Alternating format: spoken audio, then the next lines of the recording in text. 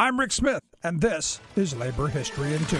On this day in labor history, the year was 1934. That was the day fatalities on Bloody Thursday touched off a 4-day general strike in San Francisco. It was the first time a general strike had shut down a major U.S. port city. The strike had been raging since May. Workers battled with police days earlier as the shipping bosses tried to force open the docks that saw 2 workers killed. More than 40,000 poured into Market Street to march silently in their funeral procession. Outrage fueled plans for a general strike. 21 unions across the city voted to walk. In his book Strike, Jeremy Brecher notes the momentum for a general strike was unstoppable, despite attempts by AFL leaders to prevent it. By 8 a.m. on this day, the San Francisco general strike had begun. Over 150,000 workers, including teamsters and butchers, restaurant and transit workers, joined longshoremen and seafarers in shutting down the ports, the city, and the highways. But as Brecher points out, the strike was met with a powerful counterattack.